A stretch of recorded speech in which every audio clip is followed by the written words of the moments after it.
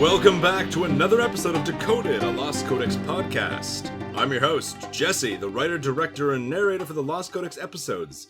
And with me for the third week in a row, Isei Silva. Welcome back, Isei. Welcome back. I hope you guys aren't getting too tired of me yet. I'm gonna say you have overtaken Shannon. Shannon was the episode 2 and 3 host, and now you are 4, 5, and this will be number 6. So, Shannon, wow, 6 already. Shannon, you gotta up your game. But we are back with another episode of Draenei Talk, and we'll say this right off the bat. This will not be the last episode of Draenei Talk. We've looked at the notes. Oh no, we can talk so much about Draenei. So that's either good news or not if you don't like Draenei. But if you don't like Draenei at this point, why are you even listening to this podcast? I know, why are you here? Why are you here? Why are you here? But before we talk about our favorite space alien goats, we have to talk about something else, some important news, probably the most important news of Battle for Azeroth. And that's not spoilers, that's not Horde Alliance conflict, but alpacas have been data mined. Yes, the new alpaca model. I mean, not even like new because there wasn't even an old one, just the alpaca model. And they are so adorable and fluffy. And they're so fluffy. And I personally have my fingers crossed that I hope it becomes a mount. Same. Very bouncy mount. I can totally see them being super bouncy and cute. And just the perfect steed to nobly charge into battle. It's in Borealis, there's a vendor, and it's a Grummel vendor. It's like in this area where there's all these different traders from around the world, and there's a Grummel, and he's got 2 alpacas sitting next to him. And he's a vendor, but he doesn't sell anything yet, so people are wondering, are they going to put in, because there's always the base mount model and then a saddled version, and unfortunately we don't have a saddled version, but that could change. As of next episode. They look so happy. They just look so fluffy. And I hope they have like a spitting animation. That would be amazing. A long-range sniper one-shots you. There's just this elite alpaca running around Vol'dun that just one-shot spits it's gonna you. be like a it's gonna be a air mob. Loa. Right. The Loa of alpacas. Alpaca Loa! Oh my goodness. That would be cute. I'm thinking I'm now picturing alpaca with like different Zandalari aesthetic and armor, kind of like Razan. That would Paku. be adorable. Blizzard, it's still not too late. Speaking of, it could be for kids, like like a Tooth Fairy and things like that. It can be like the Tooth Fairy version of for Zandalari kids. You got alpaca. The alpaca sneaks into their house in the middle of the night, takes their tusks. Gifts. It can give them gifts of blankets. It's the Santa Claus. It's the Santa Claus of. It's the alpaca Loa of giving. This is Blizzard. If you're listening, canonize this. I know. Christy Golden. If anyone's listening, the kids are good. You get a new blanket. Well, actually, it's kind of interesting that you say that because there is a little Zandalari kids are said Sethralis is a snake Loa, and specifically she's got a Sethrak model, but we don't know if that's just her version of taking that on or not. There's a particular poem that they say to kids to keep them in line, and it says, should the young turn defiant, show anger or malice, the winds of Vol'dun will bring the sting of Sethralis. So, kind of like a threat to them, kind of like a stay in line kind of thing. So it'd be kind of cool if there was and it comes from Vol'dun, big scary desert where they send their criminals. The little kids say this? It's kind of like the kids in Suramar talking about doom. Well, no, this is a threat said to kids by the parents. Oh, said to kids. Okay. Yeah. So the trolls of the desert who worship Sethralis use blowguns to hunt their prey, be it beast or troll. The poison the darts were dipped in would paralyze their prey and within a minute kill them. The sting of Sethralis was whispered to children in order to keep them in line, as an ancient poem. So it'd be kind of cool if troll parents do not fool around. No, they don't. And be good, or the snake god will kill you. And what's weird is Sethralis isn't an actual she's not malicious. She's not evil. We see that she actually did a great thing when she was in her prime, kind of thing. So it's just a matter of snakes are bad, venom is bad, snakes have venom. Shut up, kid. Do your be good kind of thing. Do your chores. And we'll come up with a poem in the future for the alpaca Are they- loa for giving. The alpaca loa of giving. That'll be the name of this episode. Aw. We're only one topic in and we already have the name. In other news, actual spoiler news, which I will not say, Before the Storm had its previews. We talked about that last week, and I now know what that topic is. I've read Before the Storm. I've received an early copy. He read it before me. How dare he? I mean, I received an early copy, and I have to hold... He got an early copy before me. How dare he? I have to hold my review until June 7th. So, I read the book in one sitting, and we're not going to use this podcast yet, this particular episode, to talk about the book. I'm just going to hold my thoughts. I have to read it first. I enjoyed it so much, and I'm only going to say that, but if you haven't seen the spoilers for Before the Storm and you still want to, I really implore you to wait. I managed to wait. I managed to withhold myself from looking at them. I avoided all these different Discords and all these fan sites for a week and a half now, and it was worth it. So if you haven't looked at it yet, try and withhold. It is one of the best books written to date. If you're a Forsaken lover, oh man, pump your brakes. I'm going to have a podcast, an entire podcast dedicated to this book to just gush about it because it's that good.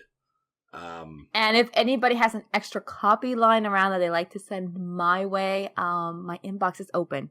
Just send it to Florida. It'll find her. It's just way, chuck it to Florida. Just throw really hard. And it'll make Florida's not that big. It'll get here.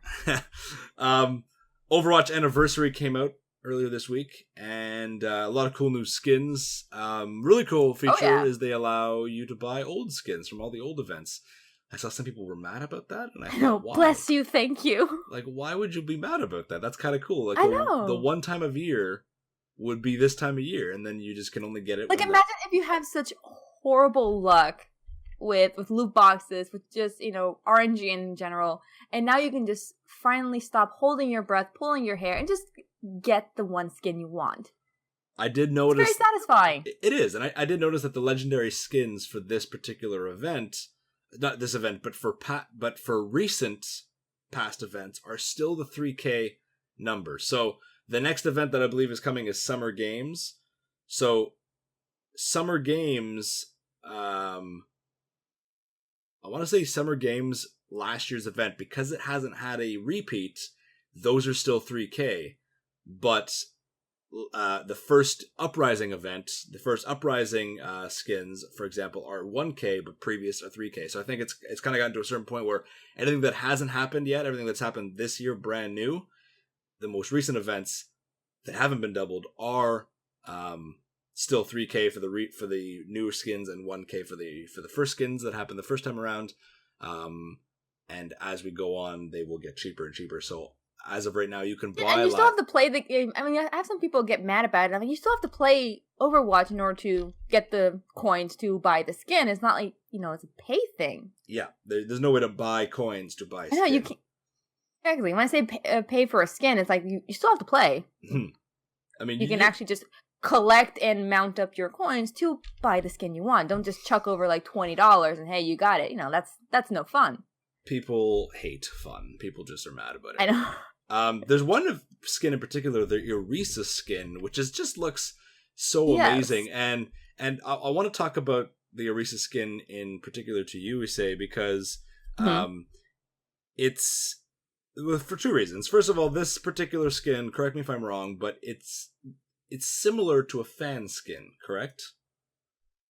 It is. It's similar to a fan-made skin of Brambleheart, I think it's called, or similar to it, by a artist on Twitter. There are similarities if you compare the two, but still different enough that, okay, one is from this artist and the other one is from Blizzard. At the same time, they overlap so much that it's hard to not think they may have taken inspiration.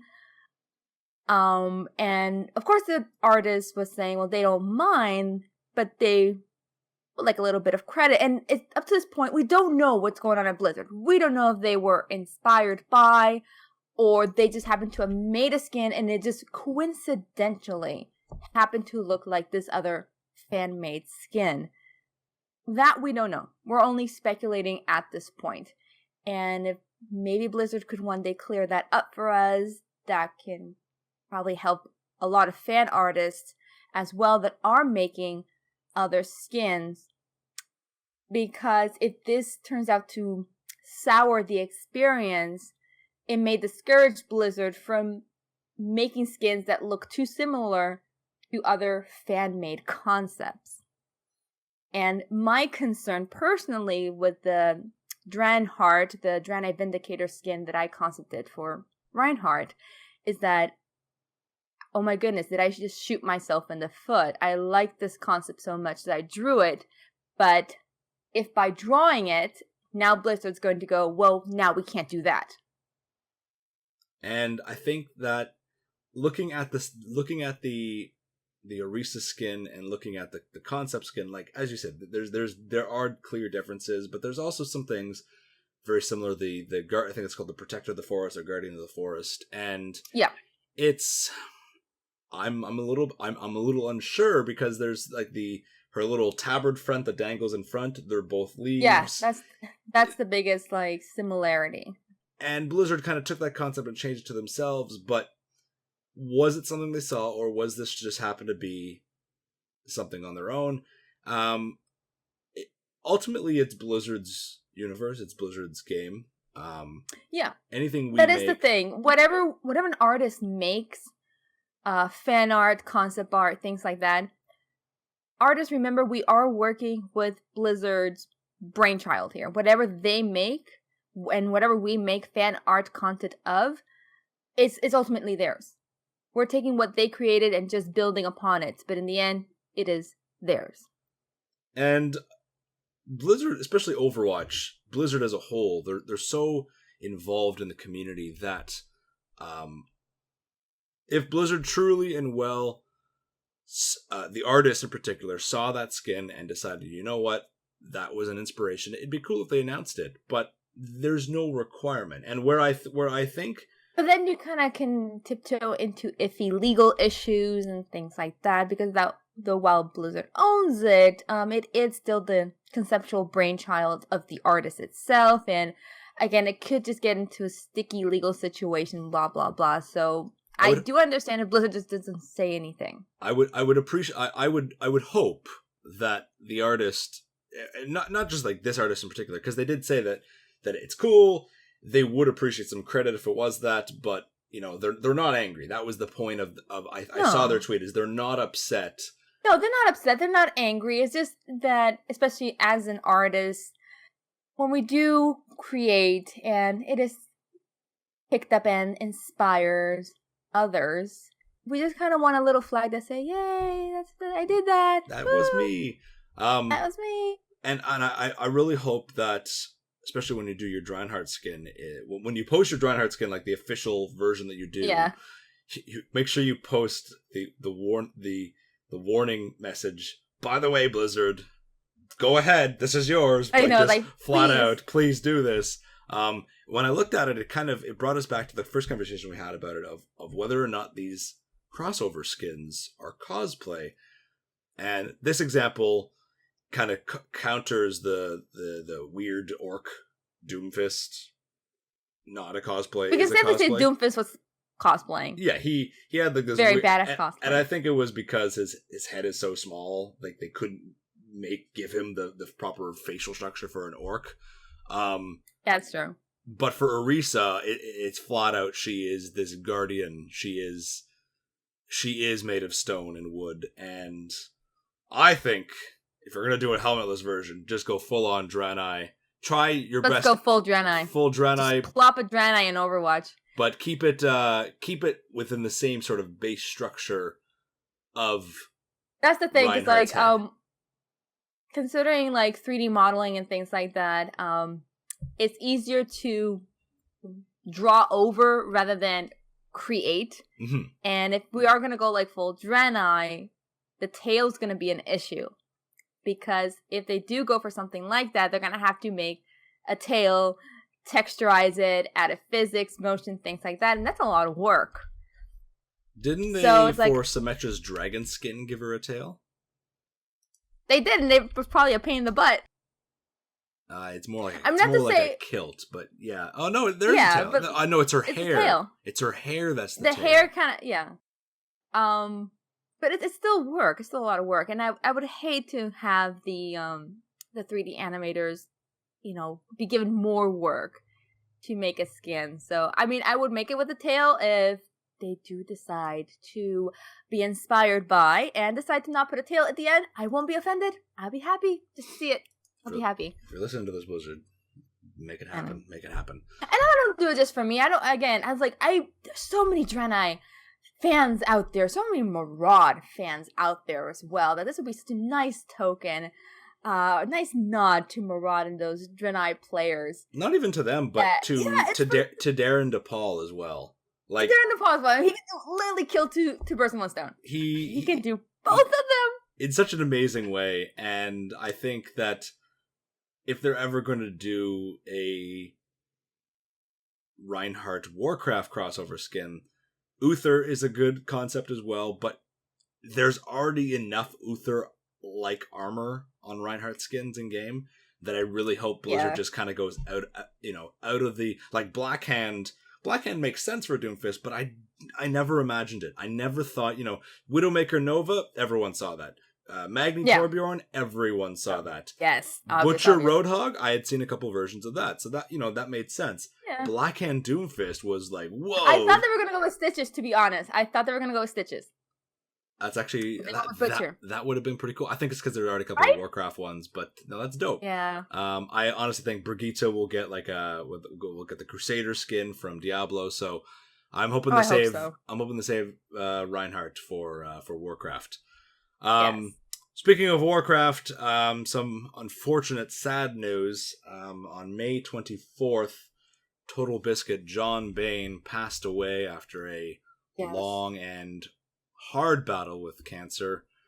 And recently on Twitter, his wife, Jenna Bain, had been writing for him on Twitter, and things went south. I don't want to go into the details because I don't know all the details, but they posted not too long ago that his medication. He posted a post on his website that his treatment wasn't working and that they were looking for other options. But it was a weirdly finalizing post, and the man's been fighting for so long, and I admit when he first was diagnosed so many years ago, things took a turn for the worse back then as well. And so young too. That's kind of what hits me the most. That's the saddest. 33. Ugh. That is young for someone who was so full of life and so creative.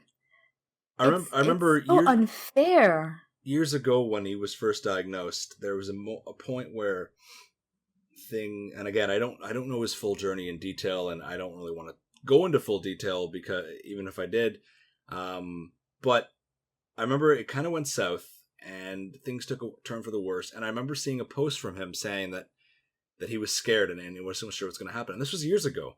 And there came a time where just in my personal life, a lot of personal stuff happened, which is why this affects me so much. And I kind of just fell off the face of social media and paying attention to the community for a while, and I didn't think much of it. I kind of was like sad when I heard the news, and I was kind of like, and then I vanished, and I didn't really pay much attention, and I hadn't thought of it. And the last thing I remember thinking about Total Biscuit years ago was like, man, I hope, because his post was his chemo's not working and he's not sure what the future holds, and it sounded like he was tapping out years ago. And I vanished, and I kind of went in for my own personal reasons off social media, and I was at BlizzCon, and I heard this voice in front of me walking across Catella Avenue, and I looked up and I was like, holy fuck, that's Total Biscuit. And my friend's looking at me going like, yeah, you look so surprised. Like, I don't know what Total Biscuit is, but you look so surprised we're at BlizzCon. And I remember thinking like, I didn't talk to him. I didn't want to bother him because he was with his wife, but I was so happy to hear his voice because I don't want to say I'd forgotten about him, but I had become so absorbed in my own personal stuff that it was like, fuck yeah, buddy. You're fighting the long fight. And it was, he he was so, as you said, so passionate and so just aggressively, the only word I can come up with is passionate about everything. You know, his critique of the gaming industry as a whole reshaped so much. And, you know, he was very opinionated, man, but those opinions shaped so much, especially of Warcraft. And he wasn't critiquing just to be negative or anything like that, because he truly wanted to see improvement. He loved the game so much. He loved the players so much. He wanted what was best for both. What was good for the game was ultimately going to be good for the players. And I think that's what's important to remember is he, as a critic of the game, that's not, you know, critic is always seen in a bad way, but it's not. And especially, you know, during the time of Cataclysm, WTF Cataclysm with him and Jesse Cox, you know, he during the beta of that game, that's like my fondest memories of listening to Total Biscuit talk about World of Warcraft was during that time. And I regret not ever speaking to him at BlizzCon. I remember seeing him on 2 different occasions, and it was that occasion that I got to BlizzCon and I was kind of like, oh yeah, like there's a lot I have kind of missed over the last couple of months, and I heard John Bain's voice and I saw him walking across the street, and I was kind of like, I was so happy and excited, like, yes, like just keep going. And so when it hit me the other day, I you know, it hit the community so hard. It's just so young and just, there's never a right person, but it's always like, man, like the wrong person, so young. I remember hearing Total Biscuit on YouTube this was back when I was still in Spain. The idea of ever going to BlizzCon or ever doing something of like what I'm doing now was so far away from my mind. It seemed so impossible. But I do remember one thing he did say along the lines of, if you're looking for the next best thing, try making it yourself the next best thing. And this what really got me into, from having a little silly pursuit that I thought was just so minimal, so dumb even. Oh man, nobody really cares about Draenei or the lore, or in the sense of the anthropological sense, the little in-between details. And that's what really got me going. Like, you know what? I don't see it anywhere else. And I really want to see something like this. So I'm going to do it. I'm going to do it. And you did it. I'm here. And I never thought I'd get this far. And I don't know how far I'm going to end up. But I wouldn't even be here because of that. I think John Bain affected so many people in the community that even though we knew his battle for cancer was not going well, especially in the last few months, when it was announced, it still hit everyone hard. So the community, as I said on the Twitter post I posted on the Lost Codex, community has lost an icon, a voice of passion, such a witty guy. And if anyone followed him on Twitter, he loved to retweet dogs. Just every dog was a good boy to him, and he posted every possible post about dogs. Please pet your dogs in memory. In memory of John Bain, in memory of all that he contributed. Go pet your dogs, because he would want you to pet your dogs. He would want to pet your dogs. He would want to pet your dog, yeah. So rest in peace, John Bain. Thank you for all you did for the community, and the community's hearts and love is with you, Jenna. We're with you always.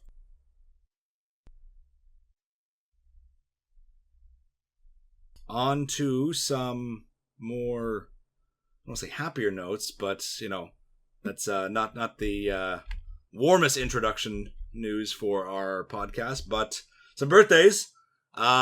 Jesse Cox had a birthday recently. Happy belated birthday to Jesse Cox, another active community, especially in Total Biscuit, sort of party group. That whole community, Jesse Cox and Total Biscuit, Wow Krendor, you know, well-known content creators associated with one another, and Jesse Cox just celebrated a birthday. And just more recently was Frenoni. Many people know Frenoni is an amazing artist. If you don't follow her on Twitter at Frenoni, Frenone. She got an amazing Patreon. She posts awesome artwork of everything, a lot of Warcraft stuff. So go give her a follow. Go give Jesse Cox a follow. And before we launch into Can I say hi to Jesse Cox too? Because like I'm a really big fan, and I don't think I'll ever get another chance for him to hear my voice, and I don't want him to be trembling. We'll find him at BlizzCon. It's been really? it's been a couple of years since I've talked to Jesse, but you know everybody. The first 4 or 5 machinima, my first ever machinima, he voice acted in. And so my first BlizzCon is I went up to him and I talked to him, and he was like, he didn't know who I was. I was nobody. I was the unknown Jesse.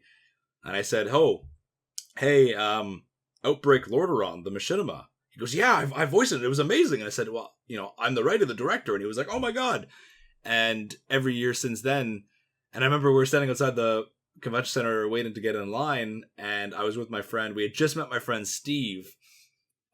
People have heard me talk about Steve before. He's my local friend in California. It was the first year I met him. We had just met him like a couple days before at Medieval Times, and he was standing in line with us because he was taking one of our tickets. We had a spare ticket to sell to him. We just wanted to make our money back, the $200. You scalped it. No, we didn't. Our friend bailed last second. I'm not a scalper. I'm not that awful. And Jesse Cox came walking out of the convention center, and I'm not that awful. That's key. Still some gradient of awful, but not that awful. No, I'm not scalper level. Anyway, Jesse came walking out of the convention center, and he saw me, so he comes walking right up to me, and we just started talking. And Steve's a huge fan of Jesse Cox, and he just stood there staring, and then Jesse walked away, and he's like, what the fuck, Jesse Cox? What do you say? Exactly, like, what do you say? You're like, oh, you're starstruck. And so we'll find Jesse. If you're listening to this, we'll yes, we gotta find you. I'm a huge huge fan, and I would love to meet you. Jesse, Thank you. Jesse is so like good about everyone running up to him to talk, because it's a face everyone knows Jesse Cox's face, and he's so good about. Also, his voice, you can hear him across the room. He's like the Ben Brode of the community. You can hear him laugh across the room. And I always, he's that one face every year at BlizzCon. I see him everywhere. I'll be walking, I'm like, oh, there's Jesse Cox. Oh, there's Jesse Cox. And he's always posing for pictures. I do see like known people at BlizzCon. Last of BlizzCons I've been to, I recognize a few people, and I'm like, I'm a nobody. Oh, I'm just gonna bother them. They don't know who I am, and I just admire from afar. I just like chin hand and just Well, maybe we'll do a visual podcast where we run up to people and just talk to them, and that'll be the whole episode. Is just Isei and I running up to people in the community, and would be fun. That would be so fun. That would be so much fun, and we can just like go to every like little event and display and just like geek out live. Like, look at this. We'll do. It'd be like a live vlog. That'd be cool. Before we actually launch into the podcast, we're going to address 2 comments that were left on the last podcast, some questions that people had, and we thought it'd be cool to bring these up rather than we can type them out. We can type out the response, but rather than type out the response, we'll just talk about it live. So the first comment talked about Velen and kil'jaeden. It says in the Warlock book they were the second duumvirate, and we see that in many places in game. There's a ring, I believe, or some sort of item that drops off kil'jaeden, and it references the second duumvirate.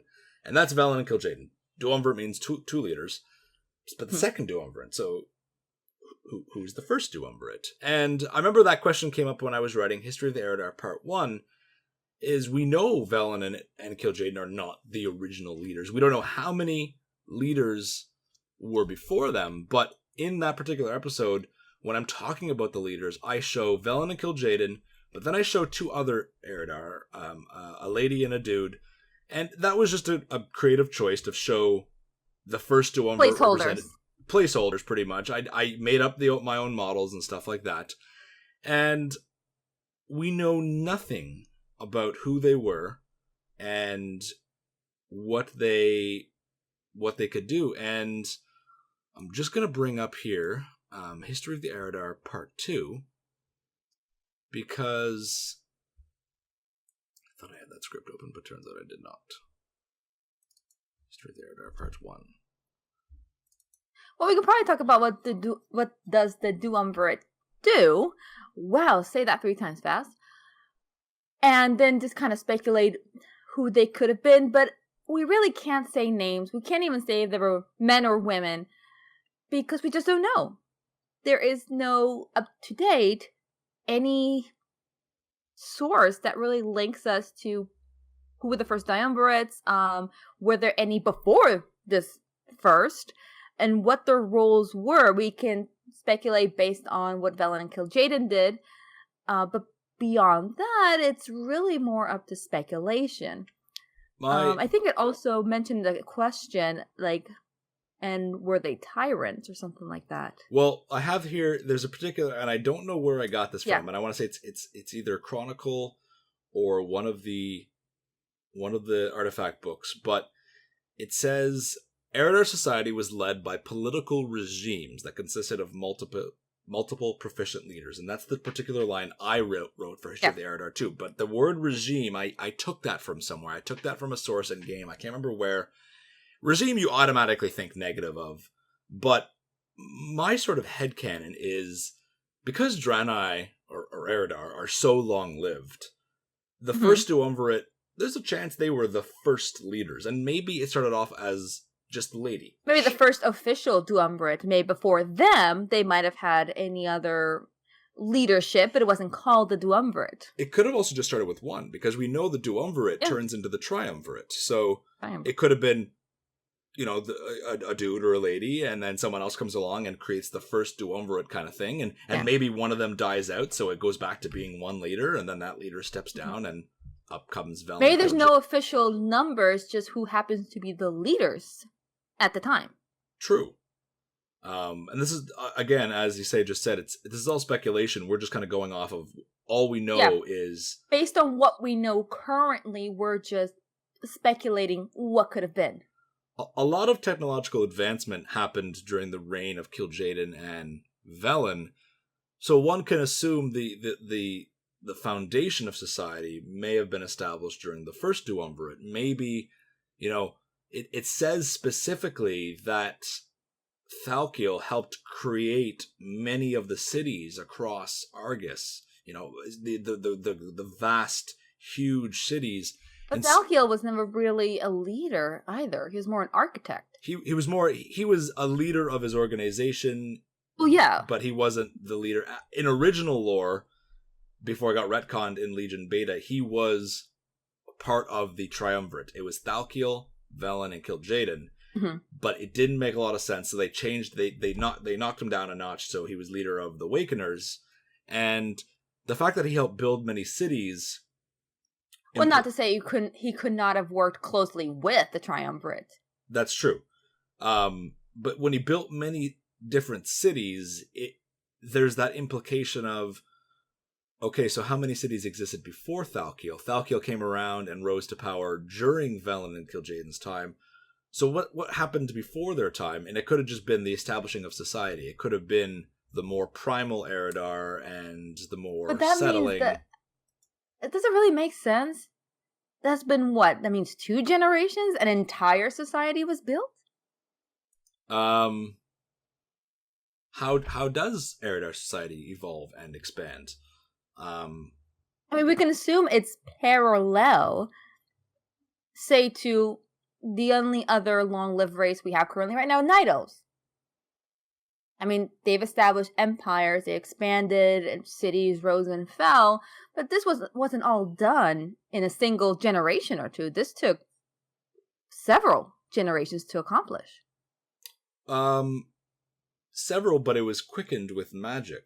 When they evolved into the Night Elves and they established Ilun Dris, which was later changed to Zinajari, the Night Elves expanded like crazy. Arcane magic gave them that means to suddenly just start going Oprah on Kalimdor, and you get a building, and you get a temple, and you get a temple, and all these different temples started spawning all over ancient Kalimdor in what could have been a single generation, because the only leader that's mentioned in Chronicle 1 is Ajara.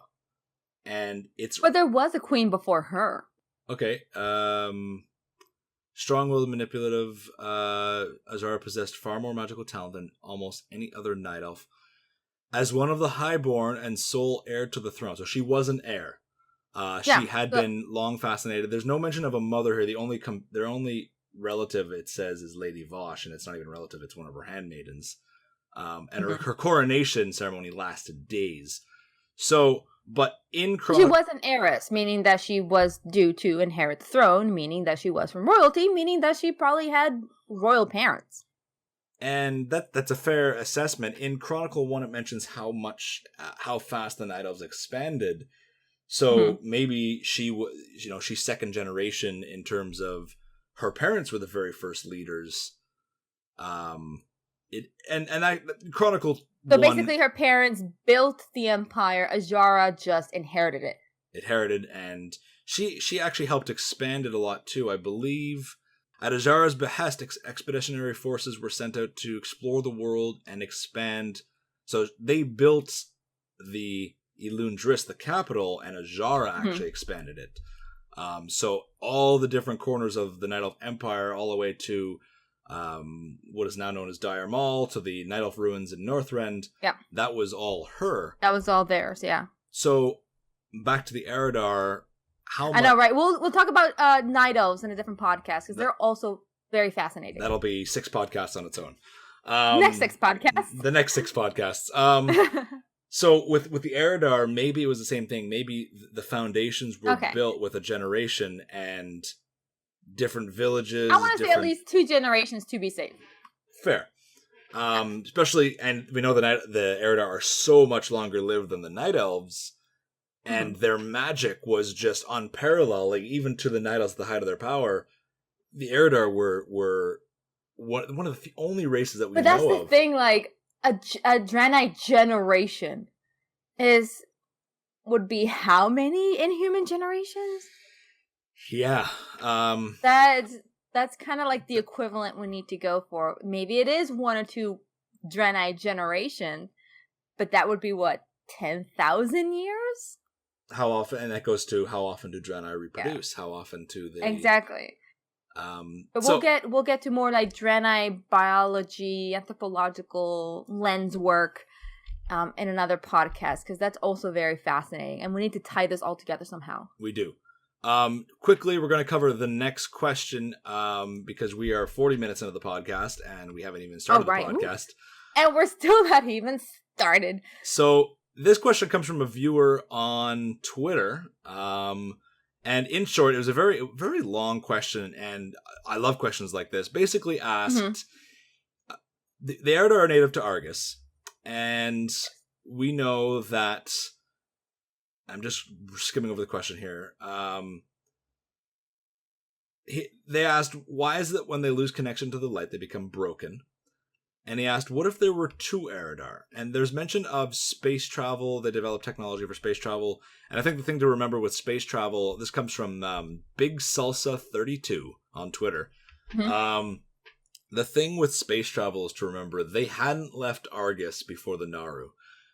We know the Naru visited several times before Sargeras. They brought down artifacts. They brought down the Shard of Toure and, Velen's crystals and stuff like that. But they didn't, they didn't say, here's a ship, go explore kind of thing. And that's relevant in I want to say it's kil'jaeden's speech. He does a speech in Makari where he says, for so long we've been alone in the cosmos. We've been alone, implying that they haven't left the planet, but they've been searching with magic. At this point, the Eredar weren't explorers. They were more scientists. Yeah. They wanted to expand their own technology. They weren't really interested in exploring different worlds. Not to say that when the opportunity came, they didn't take it. It's just at the time, their priorities were different. And also, it wouldn't make sense, at least for the ever-precise Eredar, to just take a ship and just randomly go off somewhere. It would make more sense for them to stay on Argus and send out signals. As we do as humans right now, we're sending out signals into space and just see what responds, at least to give us an idea of what direction to go to. And we know that kil'jaeden and Thal'kiel both did that. kil'jaeden was obsessed with the origins of the universe and cosmos, and looking out into the sky, and so was Thal'kiel, and they put out. He was kind of more the astronomer in that sense. Very much so. And while Velen researched the artifacts here on Argus, kil'jaeden was looking to the future and how can they expand. kil'jaeden was the Elon Musk of Eredar. That's bad news for the future for us if kil'jaeden and Elon Musk are parallels. But with the original question comes back to why do they when they lose their connection to the light, they become broken, and could there be two groups of Eredar? Well, that's the thing. Is that really true? When they become disconnected from the light, they become broken? Not exactly, in the sense that before the Eredar were ever introduced to the light, they weren't broken. They were still Eredar. Mm-hmm. I think it's not really a fair assumption to think that as soon as a Draenei gets cut off from the light, they become broken, because before the introduction of the Naru, even, the Eredar were still Eredar. They never really had direct contact with the light, and that didn't make them any more broken. I think it was after on Draenor, with the Warlocks reformulating or repurposing the Red Pox and sending it to the Draenei and infecting the Draenei, that kickstarted their deformation into the broken.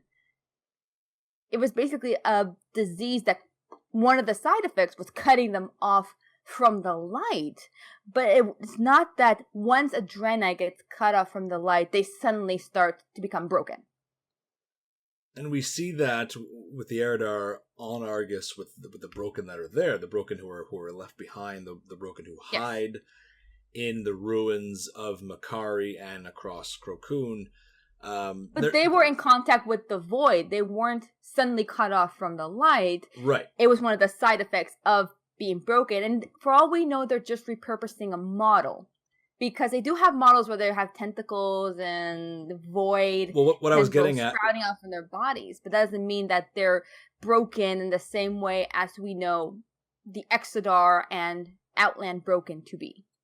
What I was tying it in with was the introduction of the Fel, because as we know, the void broken on Makari were broken who interacted with the shadow, with the void. So they were already broken at one point, and it could be that, especially with Hatun in Crocun, it's specifically the Fel, and that's where Gul'dan's repurposing of the Red Pox comes into play, that physically mutilates them and it turns them into the broken.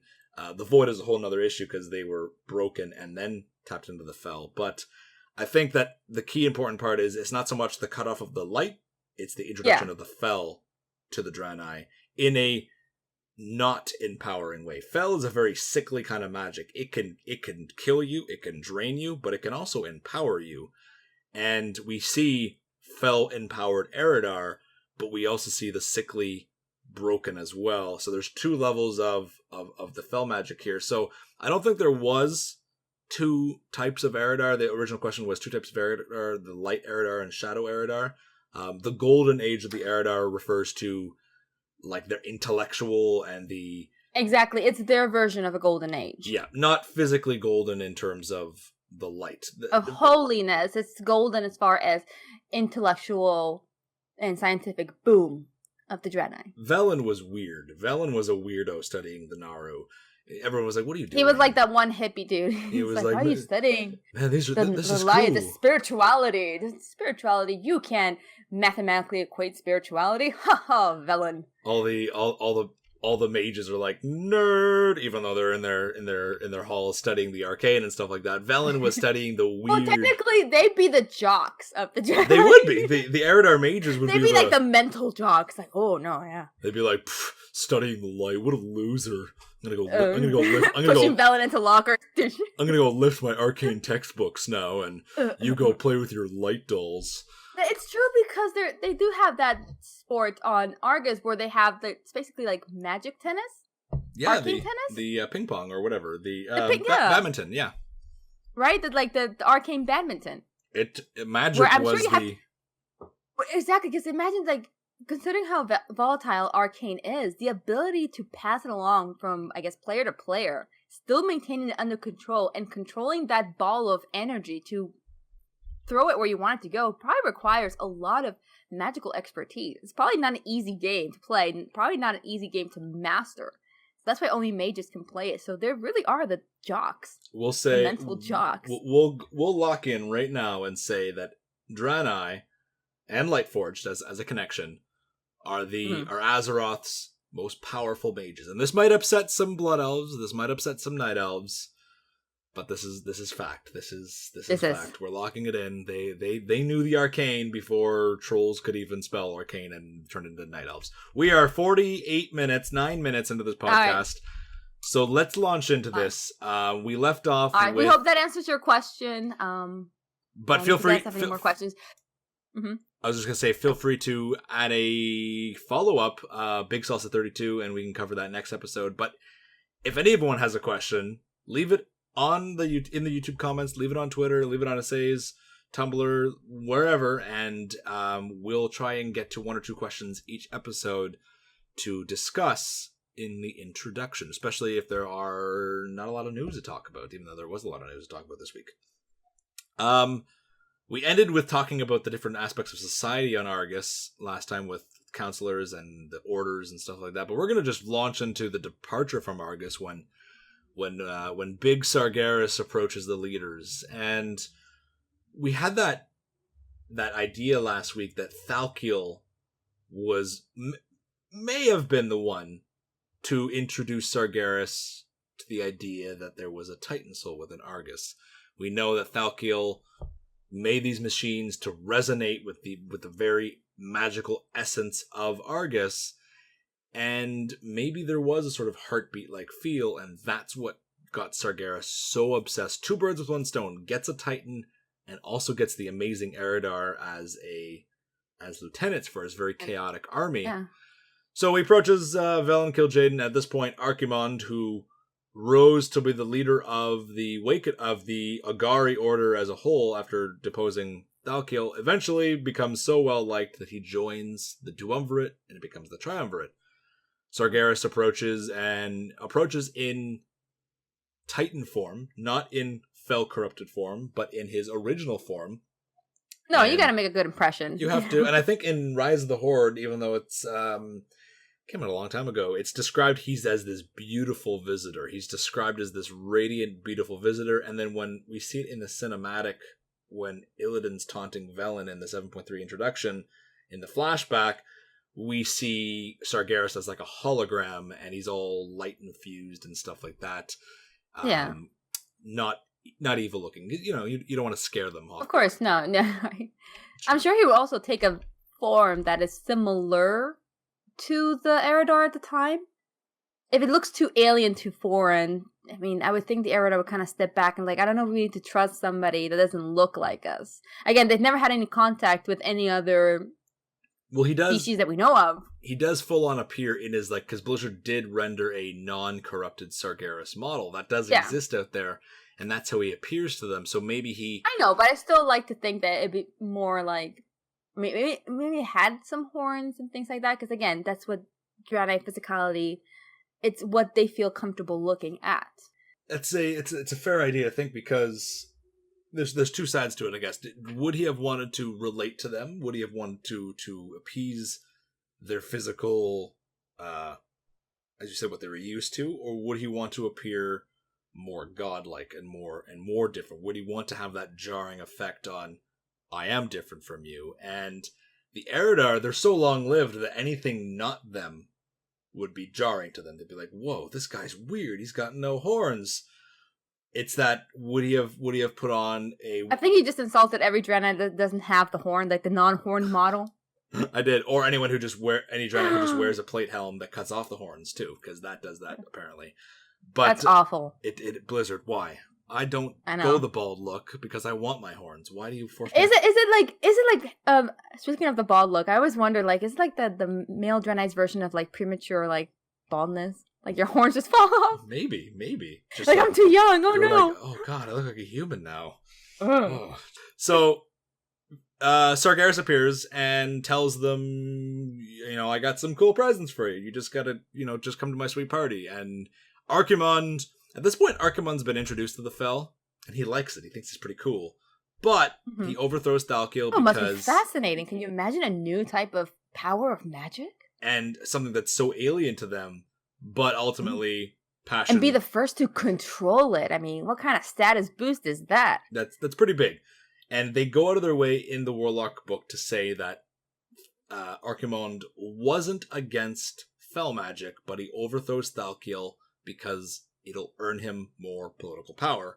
Had nothing to do with him being disgusted by fel. He was kind of like, yeah, I'm on your side. I just need to totally backstab you. I guess it's more fascination. They didn't know what they were dealing with. We can't really blame them. They had no idea what the fel was, what it did, and what it was for. Where it came from. They just were introduced to this new type of magic, this new type of power. And of course the Draenei are just going to flock to it. They're drawn to new knowledge. They're drawn to new sources of power. This is just, for Sargeras, this must have been a little too easy. Well, there is the question of, Velen, when Thal'kiel does his demonstration for Velen and kil'jaeden, Velen is horrified. Kil'jaeden says nothing. Kil'jaeden just kind of sits there. Well, I mean, again, until Velen kind of says, okay, this is so cool, guys. But we have to think, like, if Velen wasn't there, like, how much faster... Yeah, what could Kil'jaeden have said? Would he be the voice of reason? Or if not, maybe he would have sided with Archimonde and said, you know what? Yeah, let's go for it. And they would have been corrupted that much faster. It's a matter of how, we as humans, or we as just the audience, we know fel is a corruptive source. Yeah. We know that it sucks the life out of everything. And it's just, they've described fel in game that you can just feel this disgusting, sickly, radiating aura. So from the Eredar's perspective, would they have viewed it as the same thing, or would they have been more fascinated? And that's why I'm kind of wondering, Kil'jaeden kind of was staring at it going, what is this? Velen, who was all too used to the healing magics of the Naru, at this point he had already healed half the population from this sickness that had affected the Eredar. He was using not holy magic, but Naru artifacts through that. He was used to the whole concept of healing and just the essence of good that radiated from a Naru artifact. So the fel was the exact opposite, and it was this horrifying thing to him. But what if that thought lingered in Kil'jaeden's head for a while? So when Sargeras appeared, he was like, you know what? Because we know Kil'jaeden wasn't like gung-ho. Well, I think about it this way. We know the fel is bad because we're more, as humans, again, as audience, we have more connected to the instinct that if it feels bad, that gut feeling, if it feels bad, it probably is bad and it's disgusting and I don't want to touch it. From an Eredar's perspective, something that is new, feels bad, and you get that kind of step back response, from them it would have been, I only feel this way because I don't know what it is. I must learn it and I must control it, and once I do, it won't be as bad. And that's probably Thal'kiel's mindset. When he was introduced to this, it was like this radical new magic that they were... I only don't like it because I haven't unraveled its secrets yet. I haven't mastered it. And I just hearing you say that kind of reminds me of our talk of soul magic and how soul magic to us is bad. But the Draenei, the Eredar, they mastered a different way of doing that. So that's a prime example of up until they can emotionally disconnect themselves from those feelings a lot better than we can. And I guess that comes to a matter of, being such a long-lived race and a race that's so intelligent that it's beyond our comprehension kind of thing. It's hard to, and that's why I love theory crafting about Draenei and Eredar is it's impossible to put yourself in the shoes of something so old and intelligent, and yet it's so fun. Velen sees the truth. Velen sees right away like, nope, .gif, he's not cool with this. Archimonde was like, in Rise of the Horde, I believe Archimonde was like, hell yeah. And Kil'jaeden was like, and then agreed with Archimonde. It seems to be a little bit changed. We see it in one of the in-game... Velen saw that vision well about what would happen. And again, in that Eredar perspective at the time, it seemed so emotional. And for Kil'jaeden and Archimonde, it would be, Velen, why are you being so so emotional over this? Like, Why this aren't you isn't being logical? normal. I know, like, this is so illogical. You're only feeling this because you don't know what it is. You think you're just speculating. Like, you're just letting your heart take control over your thoughts. No. We're not going to listen to you. You're just being too emotional, Velen, right now. Push me to another locker. And and so I have a note that's later on in the script, but I'm going to say it now because I actually think it's very relevant to what you just said. Archimonde, I don't want to say Archimonde's a little bit unhinged, but, power got to him. Velen, the voice of reason. Kil'jaeden was the charismatic leader. And I think, even though Archimonde may have tapped the yes button right away, Kil'jaeden thought about it. And as a master of the arcane... It's too tempting, though. It's too tempting. He would have thought about it. It's like, okay, I have a bad feeling. But this is like, what if something that could really push our people? I don't think he could have lasted long. I mean, with the arcane though, it's like a mathematical equation, right? There's logic that the Eredar can apply to it. And so I think when Sargeras shows up with this gift of power and shows how powerful the fellow is, we don't really know what he showed those three leaders. We don't really know what, like, we can look at Rise of the Horde. How much of that has changed, we don't know. Did he show them a vision? Did he show them his armies? Did he show them the big scary fell? Was it just fell?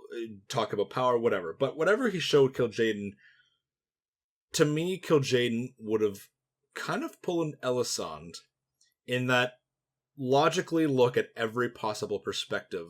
And that was probably the procedure with new types of magic is, I don't understand it, but why don't I understand it? What could happen with this? What could happen with that?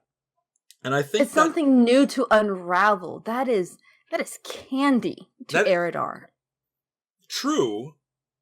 And I guess what I'm basing this next point off of is more Kil'jaeden's reaction to Velen. But I want to say that someone as wise and as intellectual as Kil'jaeden would have looked at every possible choice that Sargeras offered, every possible reason. And he says that in his final lines, I truly did not believe Sargeras could be stopped. And the power that's introduced there, it's more of it very likely was join me or die kind of thing. But it was more like, he said it with a smile, like, join me or die, but look what I got. I've got a handful of candy, so, dying is the wrong choice. It wasn't a threat, it was a bribe with an underline of threat there. And so I think Kil'jaeden... It could be also a sense of Sargeras' approach saying, I have this power resides within the universe. It is consuming, and your people can either learn to master it and be the masters of this power, or it will end up consuming you as well. And it's like, okay, and actually, there. That goes right to his final line, and I truly did not believe Sargeras could be stopped. It could have been a little bit of column A, could have been a column B. We don't really have that direct interaction between Sargeras and the Triumvirate, so again, we are just speculating at this point. Could have been a little bit of both. Sargeras could have worded it very beautifully in a way that when you first hear it or you first read it, it's like, okay, there's nothing bad here. Kil'jaeden may have read in between the lines or may have picked up cues that says, okay, this is not exactly super cool, but I don't have enough to really bring it up to Archimonde that this is bad either. And I don't want to seem that I'm as emotional as Velen, so I'm just not going to say anything. And that all ties into Kil'jaeden being so... In a way he kind of knew, he just maybe couldn't say anything. He, unlike Velen, who did say something, Kil'jaeden... Who's going to support him? Because maybe with Velen's vision, he might have been seen almost as a madman. Like, why are you talking about visions? And why are you talking with this emotion, this reaction of your heart? It's like, this is weird, Velen. This is weird even for you. And Kil'jaeden may have saw that and it's like, well, I kind of feel the same, but I don't want to be foot with Velen. By side, well, I don't think it was more like he was worried about his reputation. I think it comes down to your comment earlier. It just wasn't logical, even though he may have felt the same thoughts. It might have been not logical as well. It was just, I've seen every possibility, and every possibility tells me that maybe this isn't good, but there's no way out of this. There's no way. And same with. And again, it could be just a little bit of everything. It could be more the illogical sense. It could be more the emotional sense. It could be just a mixture of everything that leads to this decision. It reminds me heavily of... They're complex characters. It's not like the A, B, or C. It's like, it could be a little bit of everything that boils down to this. It reminds me of Elisande in the Nighthold, when Gul'dan approaches her before Legion and says, like, join me or die, as like a mini version of Sargeras. She scries, using time magic, every possible future. And in every future she looked at, she saw herself dying, or her people dying, or everyone dying. And that's why what choice do you have then? Yeah, it's like... And I think, honestly, that's probably what happened with kil'jaeden, which is why, and we'll come back to that, he was so hurt by that. Why kil'jaeden, they talk about kil'jaeden's fury and how angry he was. But Talgath tells us, or rather tells Velen in Talgath's final fight in Makari, he goes, oh, how you wounded him, how you hurt him. Kil'jaeden wasn't angry, he was hurt, and he was like, Velen is illogical, and when Velen actually leaves, he's like, no way.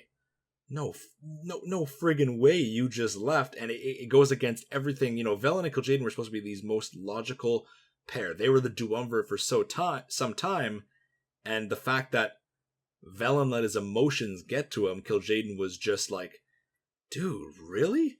We'll come back to that when we talk about the full-on departure, but something to think about is how much of the people accepted it. And in that speech, we see kil'jaeden giving a speech in Makari, and you can talk to the audience, and some of them are like, oh, this is cool, we will embrace Sargeras, and other people are like, this sounds sketch. That's the thing, up until that point, triumvirate, they led their people very honestly. They always led them to a prosperous future. There was no reason for them to believe this wouldn't be the same.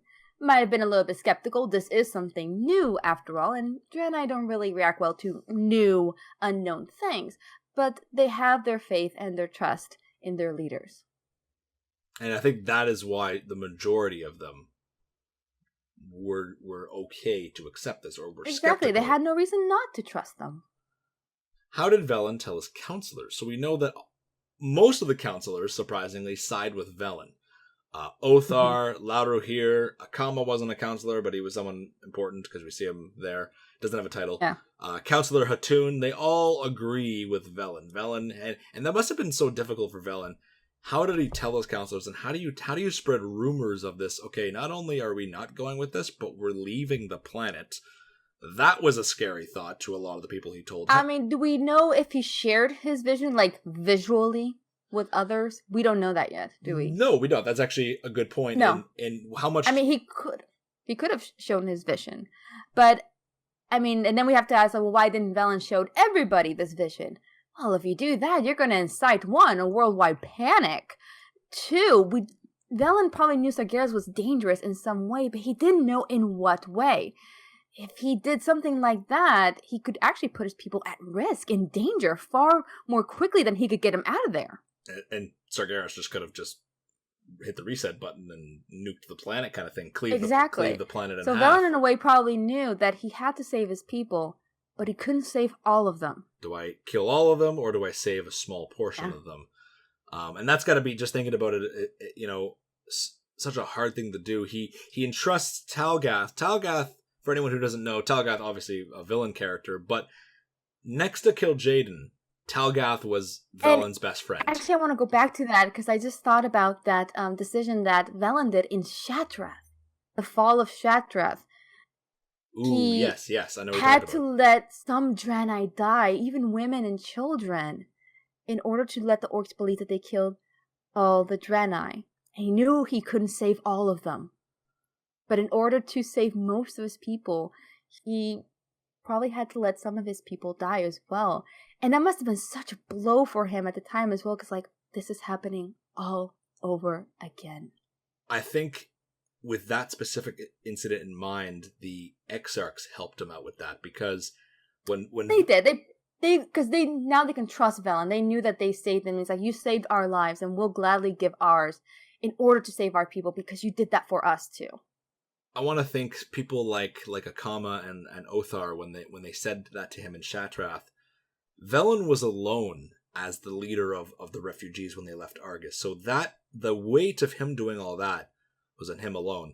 And when they suggest it to Velen, when that suggestion comes up in Shathrath, and they insist on Velen, no, you have to be among the ones to leave, that weight was kind of split on all the leaders of the Eredar, of all the leaders of the Draenei, rather, not just on Velen's shoulders, but it was just a blatant flashback to the flight from Argus. And okay, and we'll tie this in with how many cities were there in total across Argus? We have Makari, but how many other cities across Argus were... Reach all of them. And did he and reach if he out to tried to, the rest of the Triumvirate would have known. True. And knowing that Archimonde already sided with Sargeras, he couldn't risk that. He couldn't risk Archimonde telling Sargeras, oh, we have a non-believer, blah, blah, blah, and you know, just... and inciting whatever Sargeras could do. It was too much of a risk. He had to probably keep it quiet. It kind of goes and starts making me think, did Archimonde or kil'jaeden travel to other parts of the planet to convince other cities of what was happening? You know, likely. I don't think they traveled physically themselves, but they do have holographic technology. And so that makes they could probably makes yeah, me they could wonder probably go to like town squares. They probably have a giant holographic crystal, and they could just announce it from city to city to city at the same time. But Velen couldn't do that. He can't do that, and he can't reach those people because somebody may say something. Somebody may tell Archimonde. Someone may tell Sargeras directly, and he could just make everything so much worse if he tried to incite a panic. Or try to save people. It's like he knew he had to keep it to a very close number and just save as many as he can, knowing he can't save them all. And that's the hardest part about Velen's choice. And he obviously tries to save his own family. He trusts Talgath. Talgath was like a brother to Velen, but Talgath saw the power Sargeras offered, and he was all for it. So when Velen says to Talgath, you know, we're going to be leaving from this site. Bring my wife Nuri and bring my son Rakesh to this site. I'm trusting you, Talgath, my personal counselor, to bring my wife and kid to me. Talgath goes to kil'jaeden instead and tells him. And so, which is like before we knew Velen had a son, we didn't really think about Velen's family before Legion. Oh yes, everybody who has done that quest in the Exodar to save the Draenei. And Rakesh's reveal, not only as a character, but as Velen's son, nothing prepared us to even think that Velen had a family. There was no hint. Nobody talked about it. Nobody. There was nothing in the books. There was nothing in the games. No flavor text. No random NPC line. Nothing. And then, bam, Velen has a son. And it's Rakesh. And he's dead, and he's holding him in his arms, and we're just so emotionally conflicted. We don't know Velen suddenly. It's like, what do you mean you have a son? What do you mean you had a wife? Like, why did we not know this? And it's during the fight where Velen freaks out. Velen's like, no, stop fighting him, stop killing him. And you're like, shut up, Velen, no. Like, when he started fighting me, I'm like, wait a minute, what's going on? And I don't want to kill Velen. I'm not going to kill Velen. No way. But he started to attack us. And I was so just confused. I didn't know what was going on. I was half screaming into my screen, like, what are you doing? What are you doing? And then the whole reveal of Rakesh, and I'm like, oh, hands to my face, like, oh, I can't. Am I really watching this? Like, what is this? Are you, Velen? What's going on? I think that just sells home to, in Rise of the Horde, we knew Talgath betrayed Velen. But we didn't know on what level. And this is just like, take my son, take my wife, and bring them to me when we evacuate. I'm trusting you with that. And instead, he goes to kil'jaeden. And so when Velen shows up with the refugees to leave, there's Thal'gath with a smile on his face walking next to kil'jaeden, and there's no Nuri in sight, there's no Rakish in sight, and there's an entire army of Eredar between Velen and the city where he left his wife and child with, and it's just this, when they get taken up into the ship, into the Naru ship, Velen makes a comment that he begged the Naru to go back. When the Argus got smaller and smaller in the distance as they zoomed away from Argus, he begged the Naru on board. And that really shows in a way how selfless Velen is. He probably could have turned back. He probably could have jumped out and tried to get his wife and child. And he knew that in the end, his people had to survive. He took that hurt with him. He took that betrayal with him. He took that loss and never spoke of it again. It must have been such a deep hurt that though his heart was great, he still had to bury it so deep. And I think when people talk about Velen's character, they don't... They just see... They think about him doing nothing. Oh, Velen doesn't do anything, blah, blah, blah. But you have no idea how much he's done. It infuriates me when I hear that. I'm just like, do you know how much he's lost to get his people where they are now? And I want to say it's a voice-acted line. And I teared up listening to him say when the Naru ship pulled away from Argus, and it got smaller and smaller in the distance, he begged the Naru to go back. And that's what broke me. I was like, holy crap. It wasn't we gotta leave, and I understand I'm leaving people behind. It was like, he got to the ship, he got on board the ship, and suddenly all that, we have to leave, and we have to take as many people with us, that abandoned, and he was like, I need to save them all. I can't leave them. I'm literally leaving them behind. And he started yelling at the Naru, we need to go back. I just left my entire planet to the hands of that. I left my wife and my son to the hands of these monsters. That's the thing, he didn't leave them. They were taken from him. But he wanted to bring them. He told Thal'gath to bring them to him. It's not that I can't tell my wife and child I have to leave them behind. It's like, no, bring them to me. I want to take them with me. And that Thal'gath betrayed him, that kil'jaeden took his hands on Rakish and turned him what he did. It must have killed Velen. I think to Velen it was a betrayal. In some way we can't comprehend. I think to Velen himself, he felt that he betrayed Nuri and Rakish in that he entrusted them to a monster, to a liar, and he left them to their fate. And Rakish, I had such pleasure killing Thal'gath or fighting Thal'gath in that last moment. It was a delight. Because I'm going to bring up his quotes here. He taunts him with these final quotes. What does it say here? He is so cruel. And with kil'jaeden, he knew how to hurt Velen. He says here, "Oh, how kil'jaeden mourned for you. Do you know how deeply your departure wounded him?" And Velen says, "I lost a brother that day as well." And Thal'gath says, "You did not lose him. You gave it up. All of it. Your people, your planet, even your family." And Velen says, "I have not forgotten that betrayal." To which Thal'gath smiles and says, "I only hoped they would give you a reason to stay. How cold of you, leaving without your mate and child." And Velen yells at this point. He was only talking. He yells, "How dare you speak of them?" And Thal'gath says, "Oh, struck a nerve, did I?" And it's just like, "Oh, you son of a..." It's just this... Thal'gath has always been this character you've hated, but you didn't realize how much you hated him until you learned that... Oh, yeah. Until you get a chance to kill him. Because when they're just an NPC, you just kind of have to sit down and just seethe on the inside. But when you get a chance to kill a really hated NPC, you're going to press those buttons on a personal level. And you're going to swing that sword, you're going to hurl those spells like you want it to mean it hurts.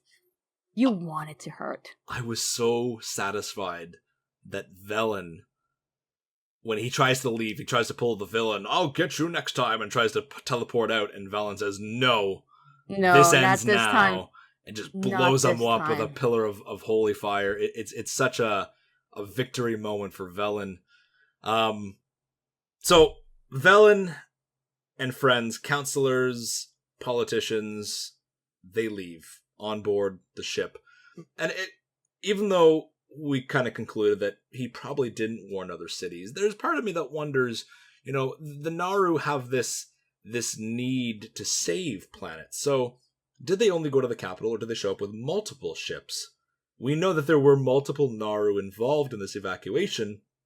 Lura stays behind to hold off the Legion while Vel and them escape. And so part of me is thinking, were there other cities that were evacuated by other ships? In Chronicle 2, there's mention in Chronicle 2. The Draenei temporarily visited other worlds, blah, blah, blah. After the crash of the Genedar, it was said that there were still other Naru and Draenei besides those left stranded on Draenor. This might refer to the Army of the Light, but what if it doesn't only refer to the Army of the Light? What if other ships saved these Eredar from Argus and went in different directions? It wasn't just the ship that Velen and friends got on board. It was exactly. other. I mean, it's only one ship. You can only save so many people at a time. It is safe to assume that maybe Velen and his more loyal advisors did manage to reach small pockets of people in different cities across Argus. But again, they couldn't say anything on a wide scale. Right.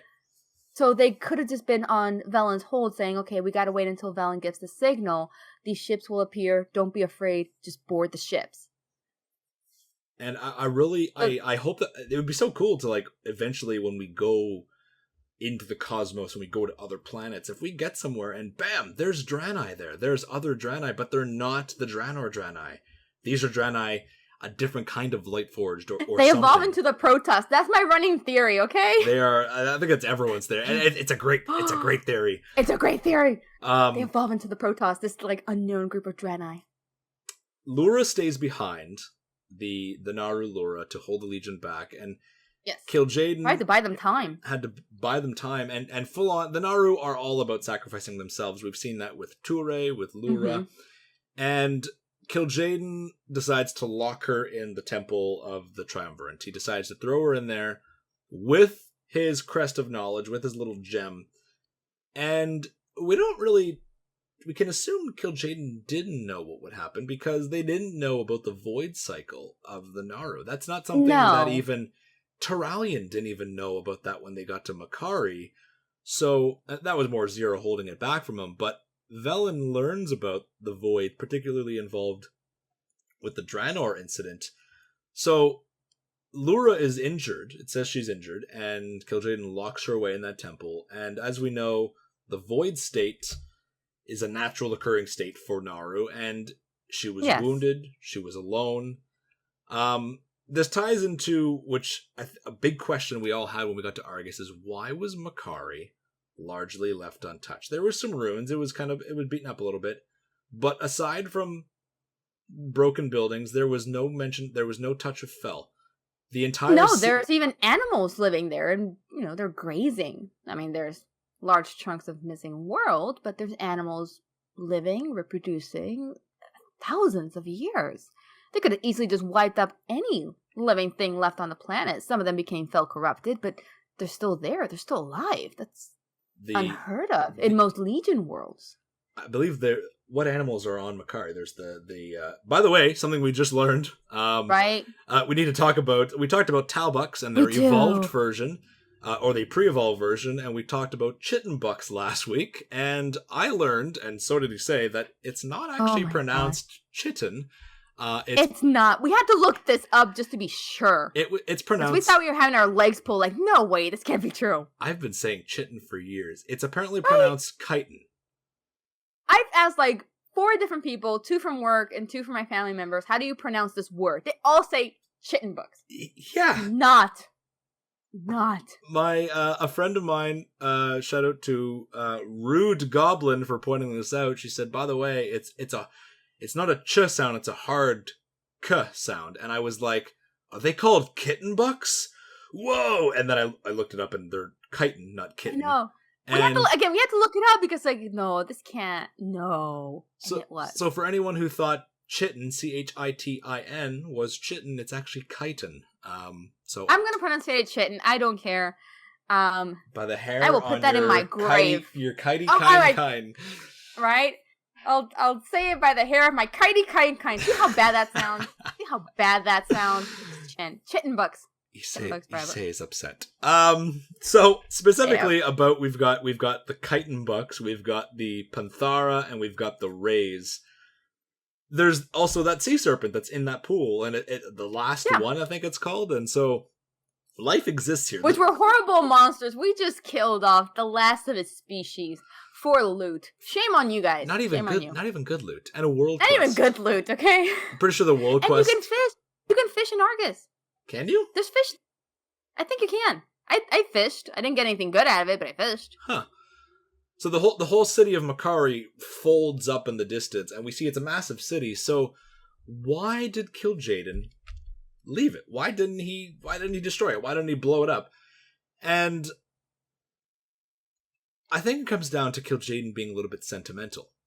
And he's not mad that Velen. I mean, he's mad. He's angry, but he's wounded. He's hurt by his betrayal, and I think by lifting Makari up, it was a reminder of that sort of betrayal. You know, leave. Maybe it was a deal he made with Sargeras, like don't touch that capital city, destroy the rest of the planet. I don't care, but leave Makari untouched.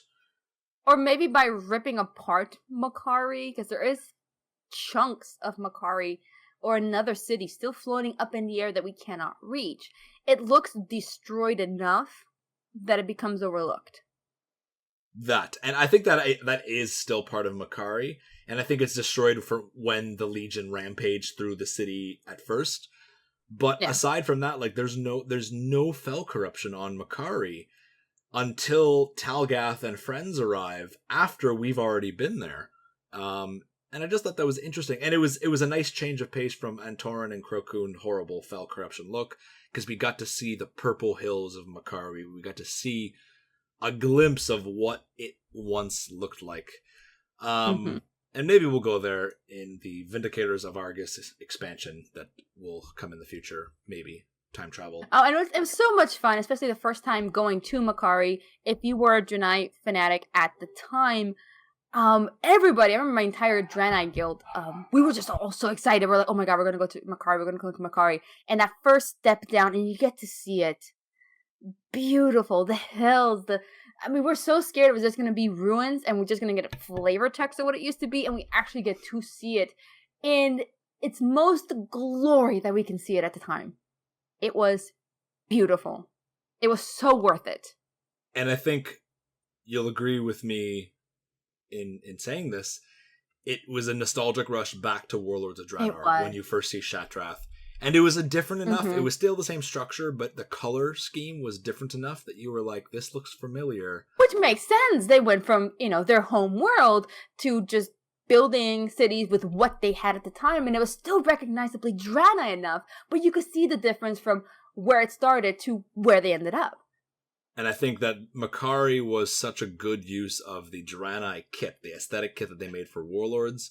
Because they cut out Shatrath raid in Warlords, it was a true... Please bring it back. Please bring it back. Please bring it back. There's so many questions we have. Speaking of questions, we have the departure from Argus, and this piece of lore is new.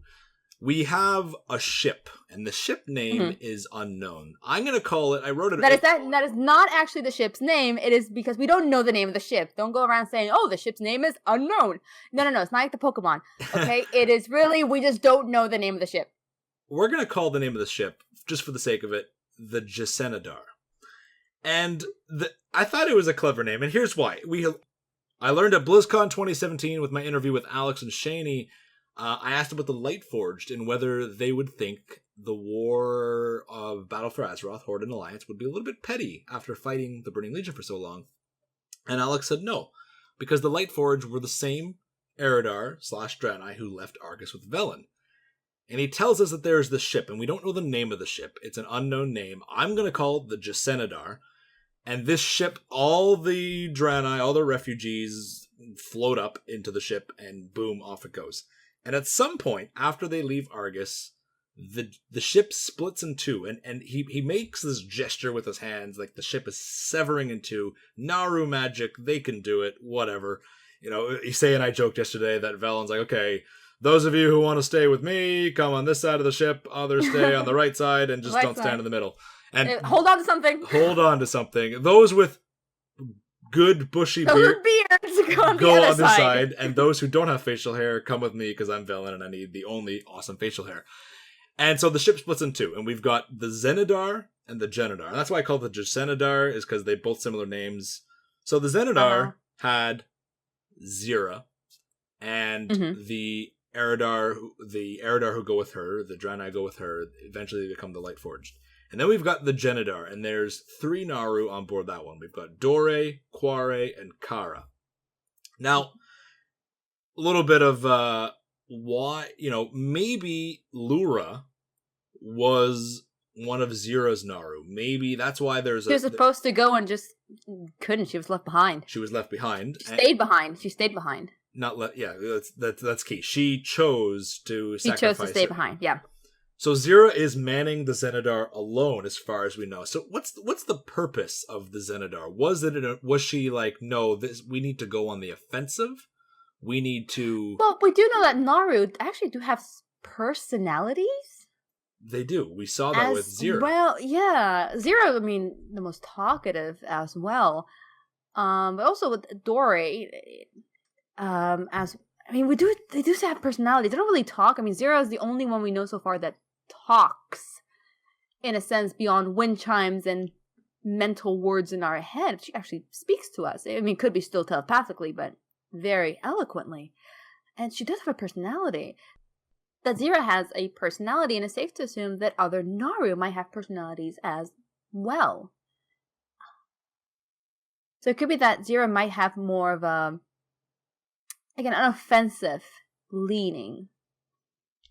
Maybe in her mind, this war against the Legion, Velen and those on board the Genidar are going to planet hop. They need to find a home for the Draenei to settle on, while those on board the Zenidar were going to go on hit and run tactics to fight the Legion, try and distract them.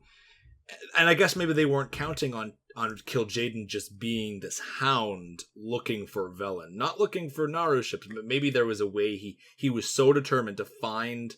That's true. He wasn't looking for just any Draenei. He was looking for Velen specifically. So he just ignores Zira. He ignores the Naru ships. They were probably doing some damage over the years. Yeah.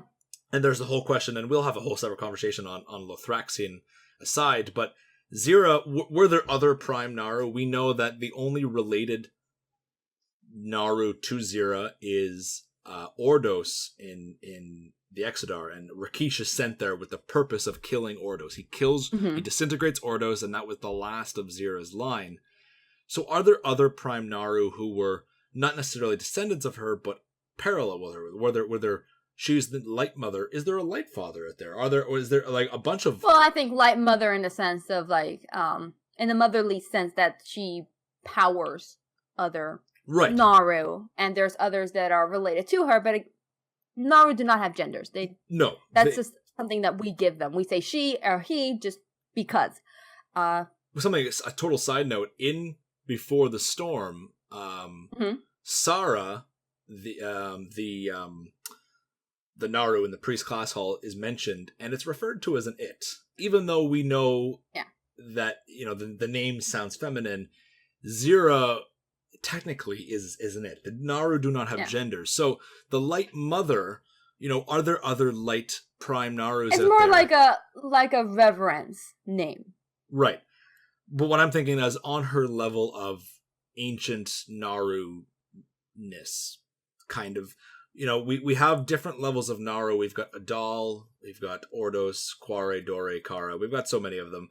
Sleepy, Dopey, all these other ones. And were there more radical, intense Naru like Zira that were ready to go on this offensive were those other Naru on the other ships that may have saved the Eredar, other Draenei from the planet? We don't know. I want to say yes. Because, there are prime Naru as well peppered around Argus.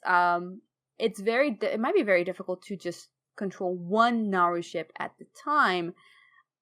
It's just that we don't know of them. It's a huge ship, and we only get to see in game a very, very small fraction of it. We only get to interact with it in a very small fraction way. It's not to say in other parts of the ship compared to, say, the Exodar. The Exodar is an entire city that we get to explore. Right. If the Xenadar is roughly around the same size, maybe even bigger, there's definitely other areas that we just did not ever get to explore, but safe to assume there might be other Naru in there. We just never get to know about them. The audio drama mentions that Zero was the only Naru on board, the Xenadar in particular. But something that's interesting, and this is where a little bit of conflict comes into play, is other ships. We know that there's another ship out there called Orobos, and Orobos is Lothraxian's ship. When he shows up to the Netherlight Temple, if you mouse over... this is for the priest quest line, if you do not have a priest. Long story short, in Netherlight Temple, Legion attacks, oh my goodness, oh no, Lothraxian shows up on his ship, the Ouroboros, which you can actually see out the window. Which is kind of cool. It zooms in and he just pulls up. He pulls up. The ship's bouncing and, there's some music playing and Lothraxian pulls up. Paladins can also do this. This is the Paladin finale as well. Oh, yes, also for Paladins. I only roll a Paladin up to the Order Hall and that's it. Oh, fair enough. It's kind of cool because we see Lothraxian show up with other Draenei. Now, this was before the Lightforged model existed, so I want to know if those Draenei who show up in Netherlight Temple in that finale, are they Lightforged? Because at the time when Legion launched, the Lightforged model didn't exist. So did they update those Draenei? And what's interesting is when you do the flashbacks with Zira and Illidan questline, at the launch of expansion, she was just a Naru model. But if you go do that questline now, she actually has her appropriate Zira model in the Illidan flashbacks, kind of, before we even get to Argus. So Blizzard did go back and change her model from 7.0 to her 7.3 model. And so I want to say they are the Lightforged Draenei. It's just, I don't think they're going to bother changing those minor, nameless NPCs to Lightforged. At least not anytime soon. Fair. And so Orobos, what is the Orobos? Where does that ship come from? Was that a smaller ship off the Genedar? Was that another Naru involved in this Army of the Light? The Army of the Light was described as this army of multiple races from different broken worlds that had been destroyed by the Legion that had joined this Army of the Light. And we get on board and it's one Nathrazim and a million Draenei and a Naru. That's it. Well, they're not gonna spend so much time creating and modeling, right? And that's from races. That's from a game point perspective of why imagination. And so I kind of want. I told a lot of people get angry. Why don't we see no other races? And the argument you just said, they're not going to go out of their way and make all these different races. Again, it's a lot of work to put in there, and it's like, well, just again, they're placeholders. They're placeholder models for our imagination to take over. I want to think if there's an actual lore reason for it. Those other ships with these other races maybe elsewhere in the universe. Maybe we're off on recruiting missions when Zira was constantly on the offensive. Maybe we'll meet other Army of the Light forces out there, and we've kept this spoiler free so far. So without specifically referencing anything, the Warlords Draenei, the alternate universe Draenei, have a particular situation coming in Battle for Azeroth with Naru visiting or messaging them on alternate Draenor. So it's a question of, what are these other Naru doing? What is the Ouroboros? What are these other ships? It's interesting to think about. Will we see them out there? It's going to be very interesting, and I can't wait to get my hands on it because I'm going to have a lot to say, and this opens up so many more questions and so much more fun ideas to think about. Now we go to the Genedar. And the Genedar has 3 Naru. As I said, Dore, Quare, and Kara. Was it originally those 3 Naru? Or did they find more Naru on the way? Yeah, because that's the thing. So far we have a Genedar and a Xenadar. The Xenadar, I'd like to believe that there were more Naru on the ship. So far in-game, only 0. So let's assume for now, there's only 0 on the Xenadar. On the Genedar, we have 3 Naru, which is an unusually high amount of Naru for one ship. Why is that? They found more Naru on other planets. When they got to other planets, Naru love to go to other planets and meddle and save and do all this stuff. So when they landed on planets, what were there other Naru? And they did with the Eredar. Of course, they would have done it with other planets as well. We see that one of their purposes is preserving life. While the Titans' purpose was to create it and expand across the universe, the Naru was so tied to life and the light, it had this need to save. And we see that specifically with the priest artifact. There was a Naru called Ture, or Tuare, or whatever you want to call it. Tuare.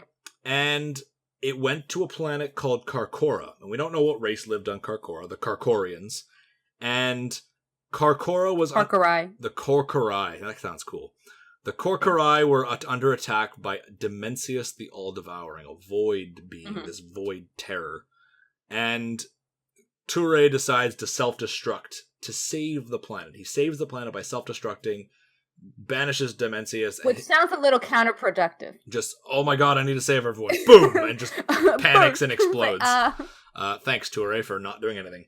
But he saves the planet. He spares the planet, saves the planet from Demencius. And his shards are collected by other Naru. They go, well, Ture's an idiot. He blew himself up. And they collect his pieces. There he goes again. Now, it's important to note that they don't give all of the shards to the Draenei. But they give the largest piece. They give the largest piece of Ture, and they send it down to Argus on a FedEx truck. And it flies down, and it says that it rained down from the sky, and it painted the sky gold. For days. The sky was just glowing gold for days. Eredar did not sleep for days because of Ture the asshole who blew himself up. And they were angry. Turn it off! Turn off the damn lights, you dink. And this is one of the first artifacts that Eredar got their hands on, and this is the artifact that Velen himself used to cure this disease, this illness that was going around the Eredar. In vast amounts. He walked around and he was like, you get a cure, and you get a cure, and he cured everyone. Then they leave, the Draenei leave, and they get to a planet called Ascara.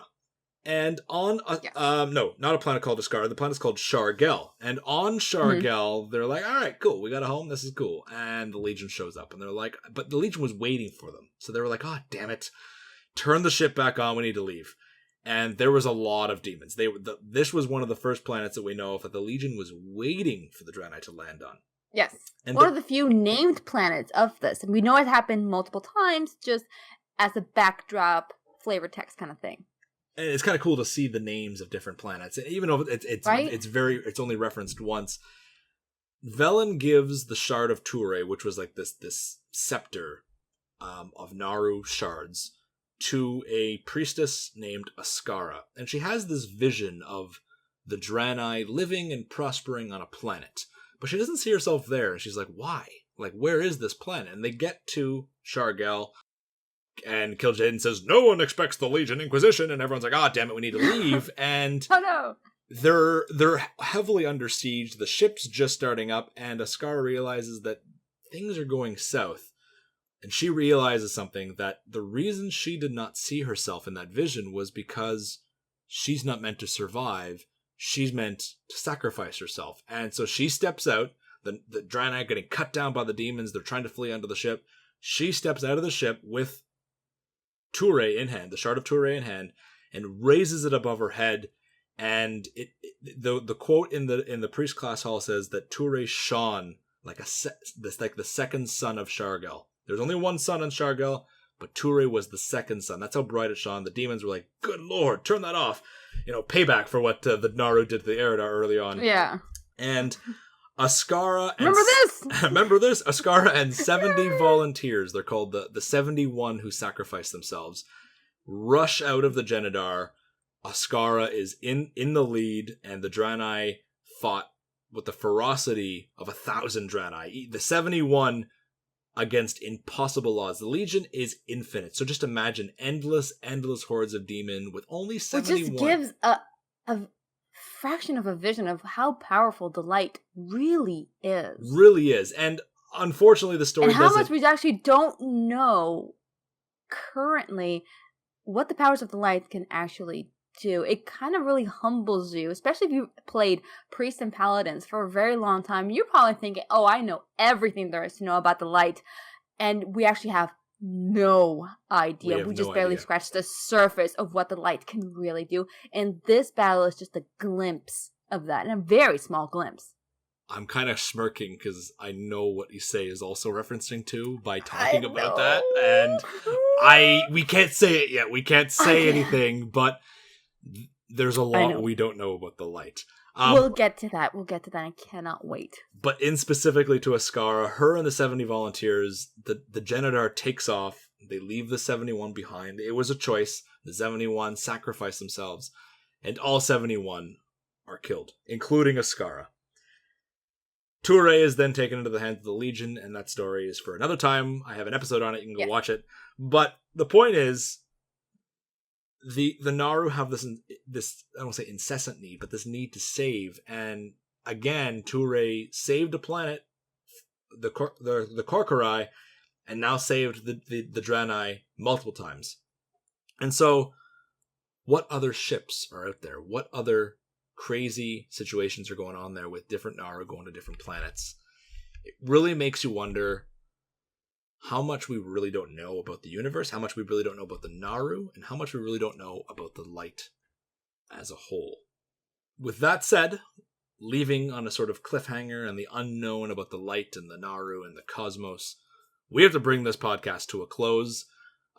We have a little bit more to talk about, but we're going to save that for the next episode. We're going to talk about planet hopping, supplies, and of course, Draenor and the shift in Draenei culture and everything that happens there. And that is something that we really want to talk about. I will say that it won't be next episode. We're going to break it up a little bit. We've talked about We're going to give you guys a breather from Draenei. No, just take a breather from Draenei. The last 3 have been about Draenei. Isei's introduction video and the last 2 podcasts have been about Draenei. So we're going to take a break from it. We are coming back. There's no way we will skip the Draenor story. But and we will give as much love to as many other races as we can as well, because we can talk for days about all kinds of different races too. Literally days. Literally. Next week's episode hasn't been decided on, but we are very close to the history of the Zandalari Part 2. And yes, Isei is working on an art piece. She teased a little bit on Twitter on what it looks like. And I cannot wait until it's finished, and I cannot wait until you guys see what it's so cool and what we have in mind for the actual video showing of it, how we're going to show it on screen. It's something we didn't do with the last one. Last time we just put her art on screen. We got a different idea this time. So History of the Zandalari Part 2 is out of animation stage. Jeff is actually currently working on, as we speak, the introduction and the outro for the video. And then is the sound placement stage. And so we're almost done. More trolls are coming soon. So stay tuned for that. Keep an eye on Twitter. And Draenei are trolls. Like, this can't get any better, right? This is the best possible combination. Zandalari and Draenei. Oh my god. Keep an eye on... It's just amazing. One great thing after another. Twitter.com/The Lost Codex will give you all the updates you need on when History of the Zandalari Part 2 is coming out. Isei, tell these people where they can find you so they can follow you, they can keep in contact with you. Well, it's easy enough because both my Twitter and Tumblr handler are exactly the same. There is Isei-Silva, and you can look me up wherever. I'm going to say my Tumblr is going to go through a reformatting pretty soon. It's going to go through a purge because as I'm getting more and more traffic into it, I'm starting to realize, oh, I got to look professional now. Ooh. Gotta work on that. So it is going to go through some changes. So if it doesn't stay the same as you continue to go back to it, do not worry. It is under construction. And as always, guys, you can find us at youtube.com/The Lost Codex. Mm-hmm. We're on Facebook, Twitter, Instagram, all that stuff. We're also on Patreon, patreon.com/The Lost Codex, where we offer behind-the-scenes look at our slides with little clips and little images of, or sneak peeks of the script as well. We try to sort of give a preview of what's coming in the video without spoiling the whole video. As well as exclusive Discord ranks, we also have a birthday card rank. So if you sign up to one of our Patreon reward ranks, we send you a custom written birthday card. We've got a whole bunch of rewards there, so check us out on patreon.com/The Lost Codex. And if you want to watch us on Twitch, where we stream the live production of our the making of, just talking out, geeking about lore, twitch.tv/Lost Codex Lore. Check us out on Twitch as well. As many of you know, with our Patreon and with now that we're back on YouTube, we're no longer in YouTube jail. We don't make enough to do this full time yet, and we're hoping that we can one day through Patreon, through Twitch, and through YouTube.